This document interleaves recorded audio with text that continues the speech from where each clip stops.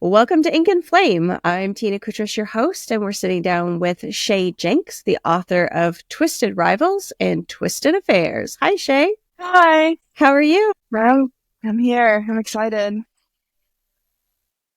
So you're going to be telling us about your two books, one of which is already released and one of which is coming out in April, right? Mm-hmm. That's awesome. And are you super stoked about this new release? Yes and no. I'm really scared. Anytime I tell people about it, I'm like, just so you know, when it comes out, I'm packing my bags, going into witness protection, changing my name, my identity, everything. You will not find me ever again. Okay? Enjoy reading. That's fantastic. I love that. Mm-hmm. Witness protection. Yeah. Okay. So let's get it started. What's your earliest memory of falling in love with books? I don't even know, probably elementary school. By accident. Okay, so expand on that one. My mom was always a reader, so I was always seeing her read, and as kids do, we make fun of our parents for doing the most simplest things. And then I pick up a book and I'm just completely immersed in it, and she's just like, huh. And I'm like, hey. So here we are. And was there any specific book or series that got you interested? At the time, a lot of people were so into the Warrior Cat series, if you know what that is. For me, it was Geronimo Stilton. It was what, sorry? Geronimo Stilton. Okay. I hope people that are listening, watching know what I'm talking about. It feels like a very one person thing. Very select people know. He was a mouse that was scared of everything. Okay. But he would go. So this is when you were younger. Yeah, elementary school. But he went on all of these adventures, and he's just scared of the entire thing. And he's like, I'm never doing anything like this ever again. But then he would. Well, that's fun though, and probably great reading for that age. Oh yeah. I just recently looked on Amazon, and for the entire set of 58 books is almost $200, $300. And I'm like, oh wow. Okay. Maybe one at a time then.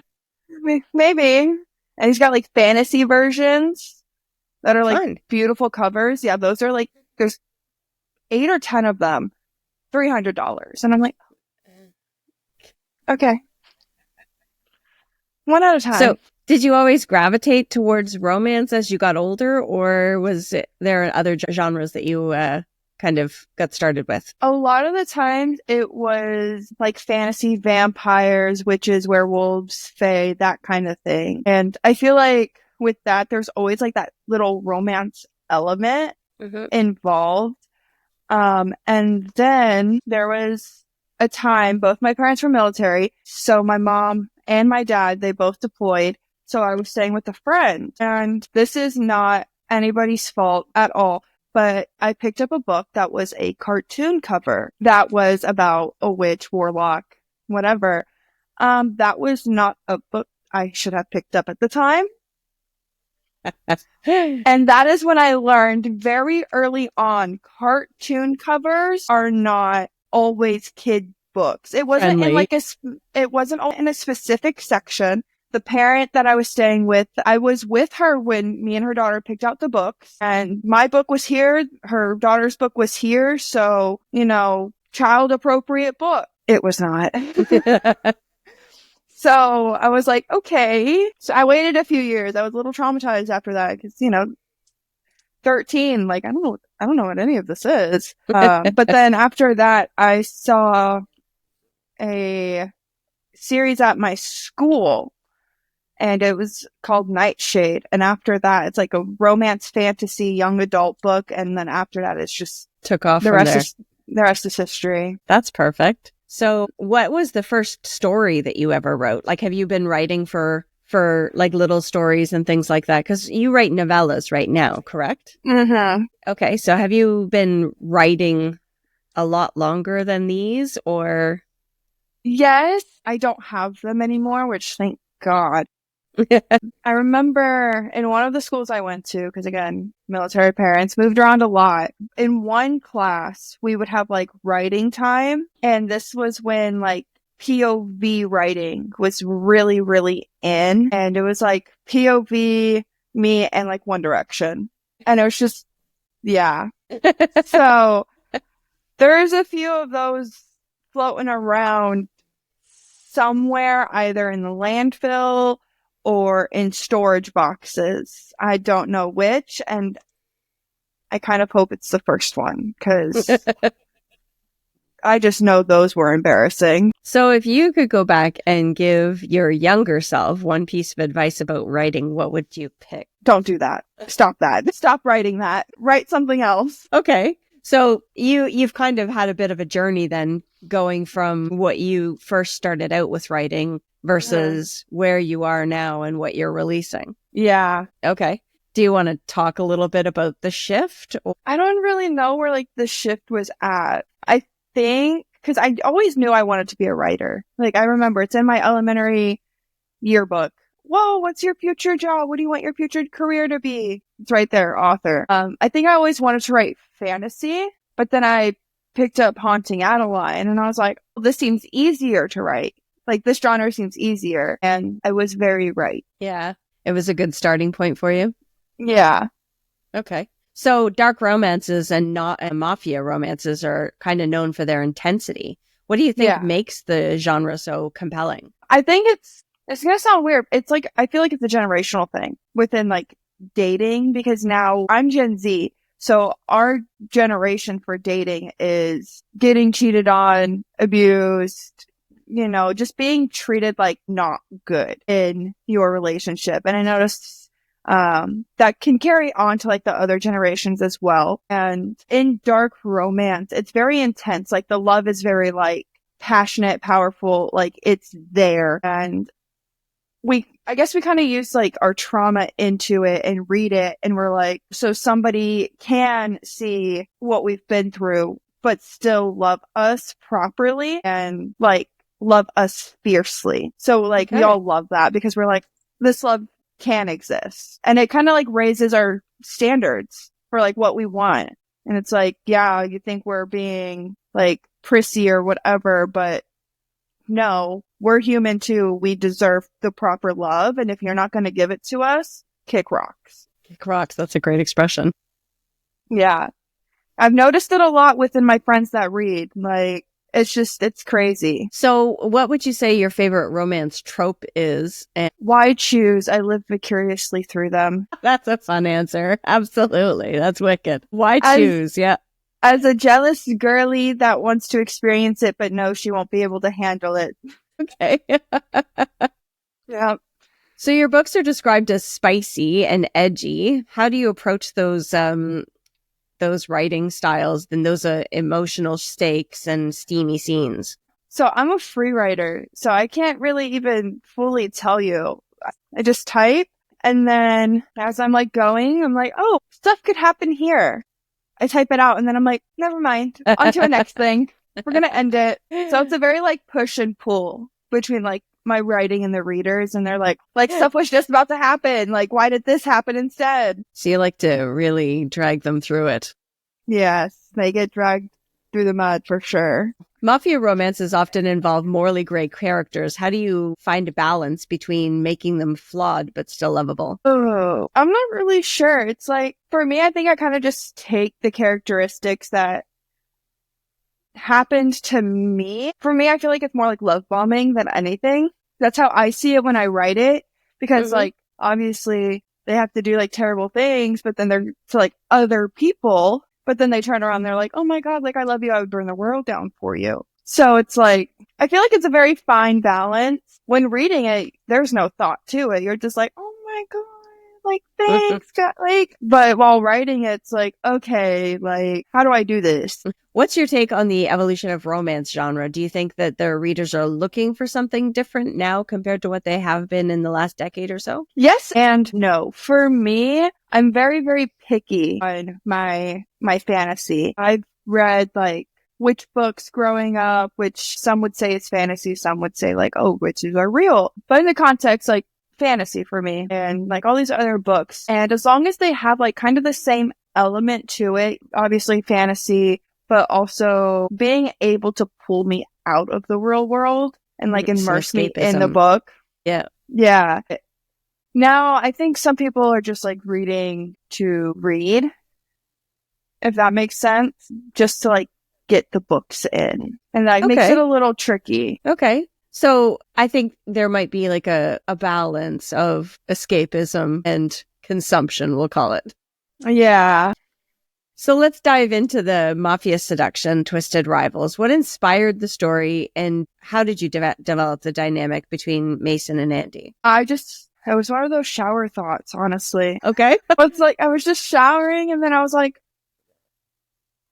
because originally what I wanted it to be is she's a detective and obviously he's the criminal. It did not turn out that way, which is fine. You know, the brain had other ideas and now here we are. Like book 3 is in the works. Awesome. So they have been described as fiery and intense. What was the most challenging part of writing their relationship? Trying to figure out who should have which characteristic. Okay. But Andy definitely got the fiery and Mason definitely got the intent. Okay.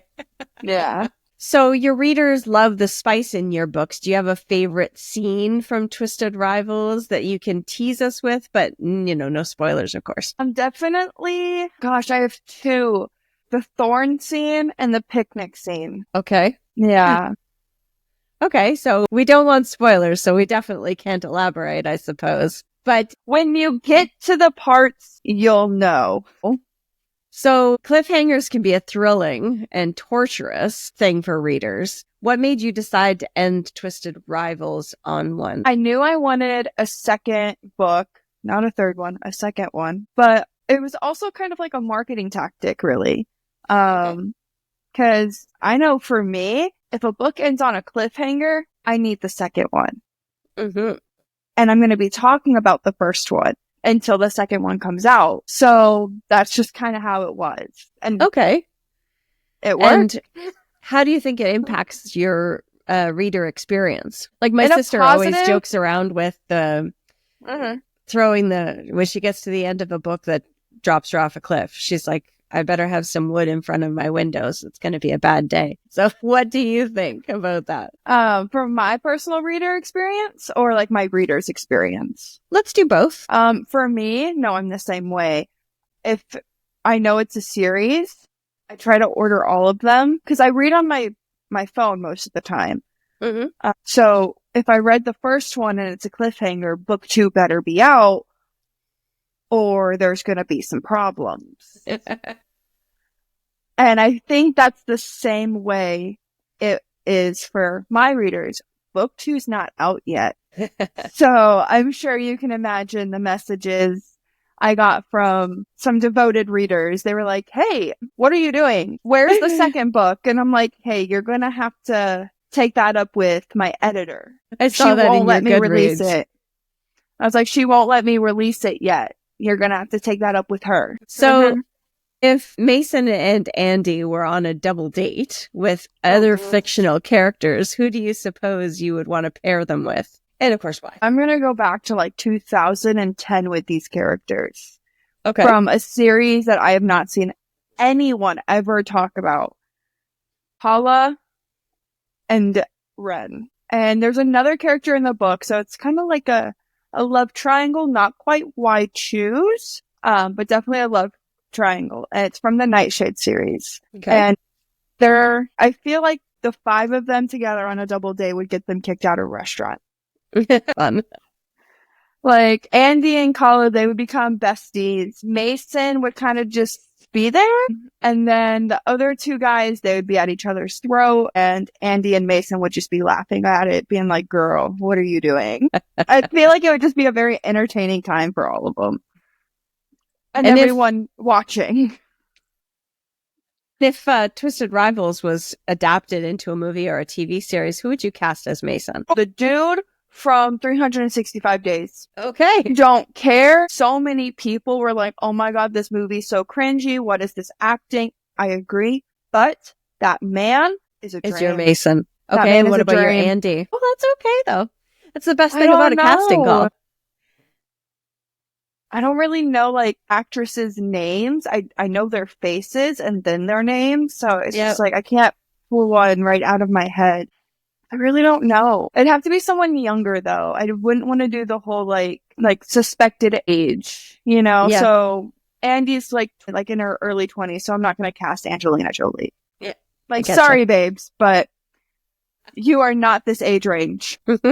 Maybe, honestly, probably Emma Watson. Yeah. Because she's pale. It'd have to be someone tan. Oh gosh, yeah, I literally have no idea. It's fun watching everybody trying to piece that together, like to try and establish who matches the image in their mind. And it's okay for that not to exist, because there's a lot of unknown actors out there that deserve to fall into somebody's shoes, you know? Oh yeah, I'd probably honestly do that. Get like one big name for a character and then a smaller person, like smaller actors, unknown, just starting up. Yeah, exactly. Yeah. So what's your writing routine like? You've kind of alluded to maybe being what we call a pantser, as in flying by the seat of your pants, the shower scene, and then kind of just writing. Is that what you usually do? Yeah. I sit down and I type. So is that part of, you had said that you found the kind of Mafia type stories a little bit more easy to write. Is it because of the world building and things like that that might be a little bit more challenging? Yeah. A lot of Mafia books are more present time, more modernized. So, and they take place in like real places a lot of the time. Yeah. So there really is no huge world building moment. Like if it takes place in New York, everyone knows what New York looks like for the most part. So you don't really have to go into all these things. Yeah, exactly. You just get to focus on the characters. Yeah. Awesome. Do you have any quirky writing habits, like things like a drink that you have to have or music that you have to play? What types of habits do you have? So I know a lot of other authors will listen to like the genre of music of what they're writing. I will only listen to the Epic Saga musical series. It's some fantasy series, like musical that's not quite a musical. It doesn't have any like motion picture, anything. It's literally just a soundtrack. Okay. About Spartans going to war and him wanting to get home to his wife after 20 years. Gotcha. Nothing else will get me to like lock in and write like that. And I don't understand it. It does not match the kidnapping and drug trade war and nothing like that. Very, very different feel, but it still gets you in the mood. Yeah. That's awesome. It's the only thing that will get me in. What do you suppose is the biggest thing that you've learned about yourself through writing? I don't really know. I can't stay on track. I've already knew that though. Like, I'm very self-aware of everything. So it's like things that most people would learn while writing. Like, I feel like I already knew. Very chaotic, just can't keep track, which is why I don't plot, why I free write, because then the plot's just going to get lost. I don't really know. Okay. I really don't. Well, I mean, you're 2 books in, so and your books are novellas, so your writing style is very much growing. Yeah. Yes. Book 2 is a little longer. So Twisted Paris is just, I think, 100 and something pages longer than Twisted Rivals, and then the third book I'm hoping is about 200 pages longer than Twisted Rivals. So I'm hoping to just like grow more. Yeah. Okay. That's awesome. So do you ever draw inspiration? You've alluded to it at the beginning of the conversation. You kind of talked a little bit about personal experiences that kind of set you up to know how some crummy people can act. Mm-hmm. Do you draw inspiration from real life events or real people to create your characters? I would say for Andy, yes, me. But like all the other ones, I guess they're kind of just what in a perfect world where we could create anybody we wanted to create to live together forever. Boom. Yeah.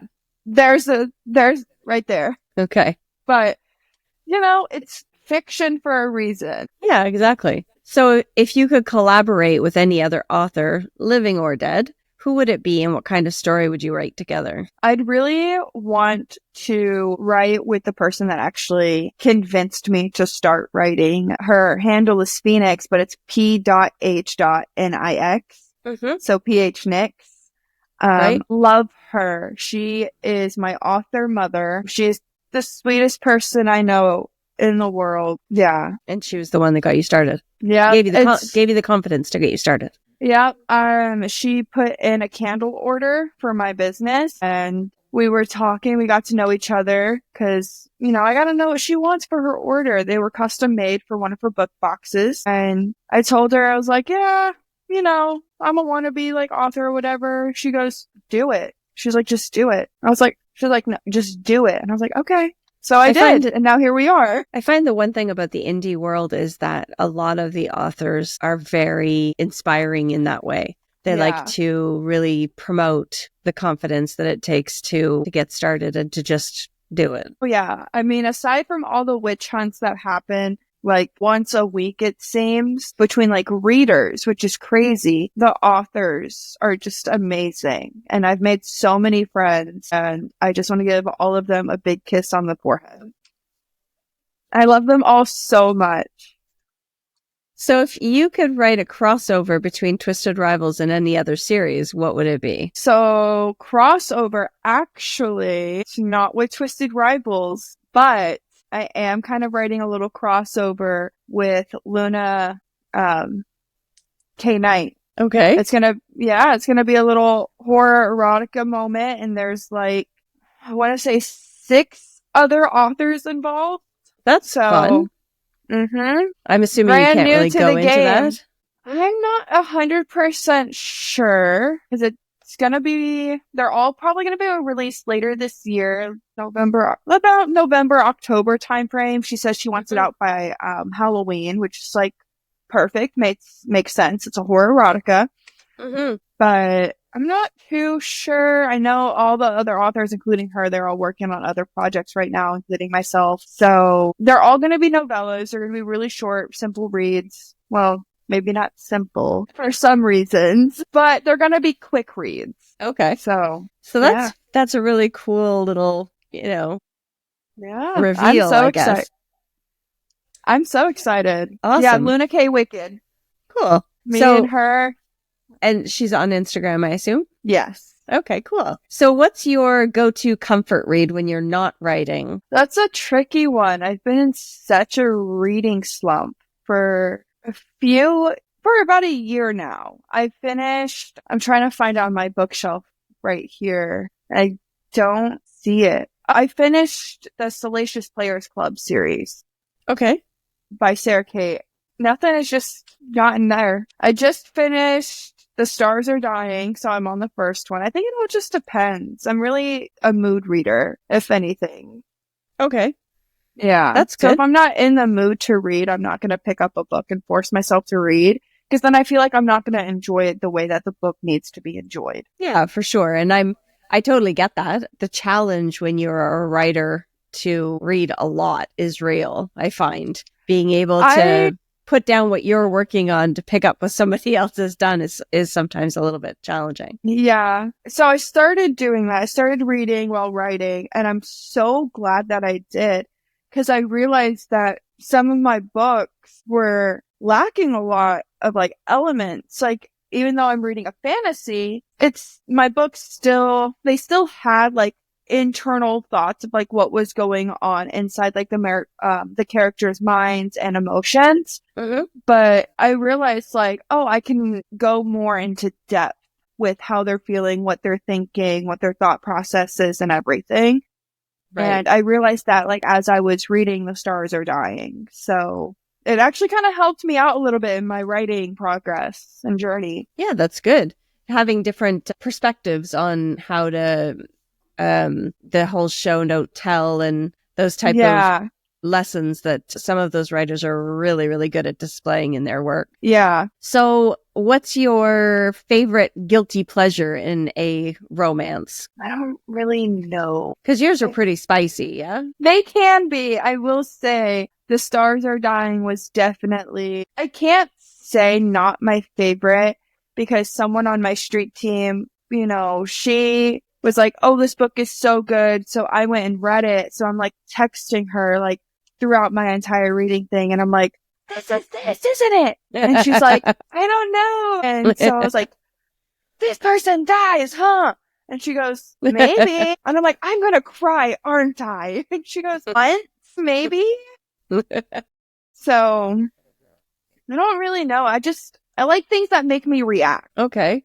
That's a good answer. Because, you know, to my best example was I started reading ACOTAR and like most people despised Nesta until her book. And same. That book, Guilty I actually as charged. Almost stopped because I was like 110 pages in and I wanted to put it down. I'm like, this is not the same. And my sister's like, just keep going. And I did. And I was really glad that I did because by the end of that book, I loved Nesta and I was bawling like a baby. I can't say ACOTAR got me out of my reading slump.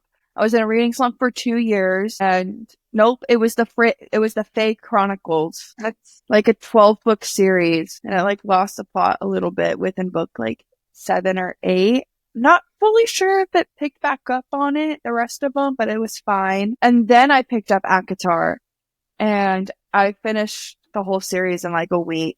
Yeah. I feel like the one I wanted to like put down was the winter one. The really like the novella one.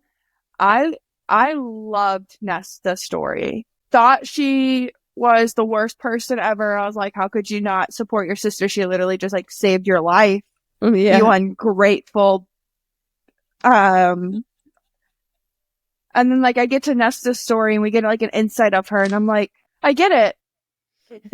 I get it. Okay. So back to Twisted Rivals and Twisted Affairs. If you could have dinner with one of your characters, who would it be? Romero. Okay. Give me that man. I love my boyfriend. I do. But if like my character, if he stepped out of my book and was like, let's go to dinner, I'd be like, I love that man. He is my sappy, scary man. I love him. What's the most Mafia boss thing you have ever done in real life? I don't think I can legally talk about that. Would I still get in trouble if I did it as a minor? Well, I don't know. Let's just assume that we should probably not. I can say though, it was I'm trying to think of the school, high school. I was dating this guy. It was on and off. And one day I had enough. I had had enough of him and his attitude and everything. So I pretended that everything was fine. And then when the halls cleared out for class, I threw my science textbook at the back of his head. Okay. And then he turned around and looked at me and I just go, what? And walk away and go to my class and went about my day. Interesting choice, science textbook. It was the heaviest book I had. So if you could give Mason and Andy one piece of advice, what would it be? Get your shit together. Okay. I love how there was no hesitation there whatsoever. Get it together. What's your favorite spicy scene from another book, if you're comfortable sharing? I have so many. Which one is it? It's one from the Salacious Players Club. I think Madam. And I can't even say that it's fully spicy. It's more like sweet. She's a dominatrix and she like has this crush on one of the main male characters, but he has a girlfriend.